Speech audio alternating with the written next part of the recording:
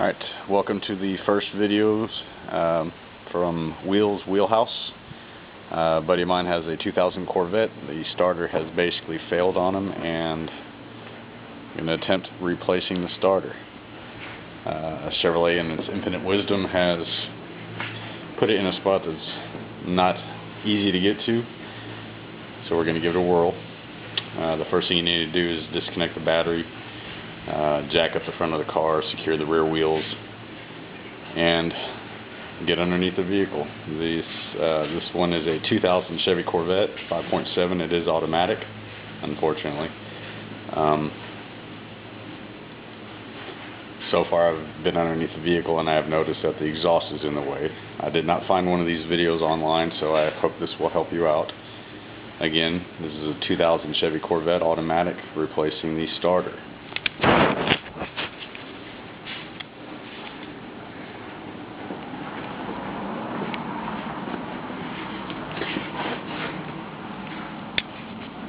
Alright, underneath the vehicle,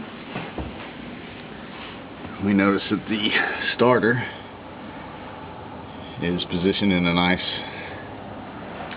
tight spot.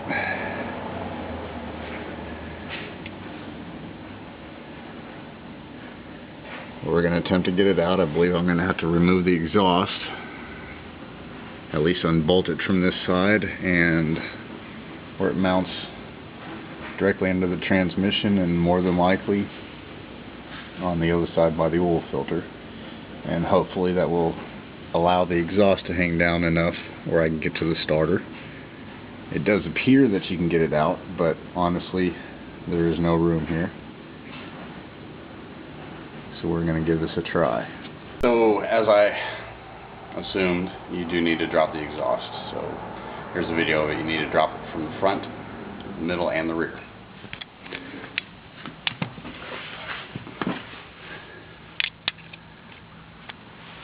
So now I have access to the starter. I've dropped it from the exhaust flange here and on the other side. The hanger springs right by the H-pipe and from the rear of the car on both sides. This has gained me access to the complete starter, and I should have no more problems getting it out. A wonderful pose here, but starter's out, so let's take a look.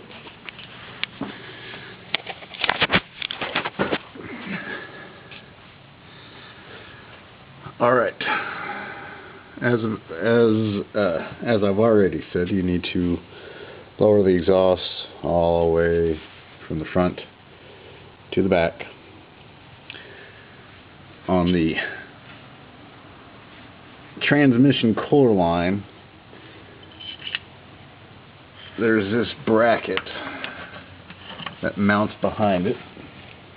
I don't know how well you can see this, but there's two 10mm bolts that hold this bracket right here to the side of the engine. The starter will not come out without removing this plastic piece.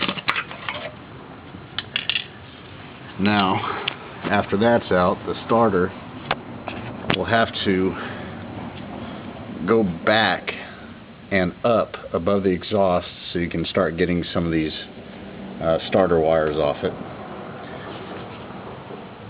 And it is very time consuming. That's the first time I've done this on this particular model, but it's not as difficult as I had imagined. Something you may think about if you are in the process of doing this, maybe replacing the O2 sensors. We're not going to do that on this car because it's not something he's concerned with. Also, right here is your, I believe, your crankshaft position sensor. Now, it's not that expensive a part, and while you're here you may as well change that as well, because to get to that you're going to have to do all this over again, removing the exhaust, removing the starter, all that stuff, and it's Only got one bolt that holds that thing in, and it might not be a bad idea, especially if your car has a few thousand miles on it. But again, not sure if we're doing that on this particular model, or excuse me, on this particular repair job, but it wouldn't be a bad idea.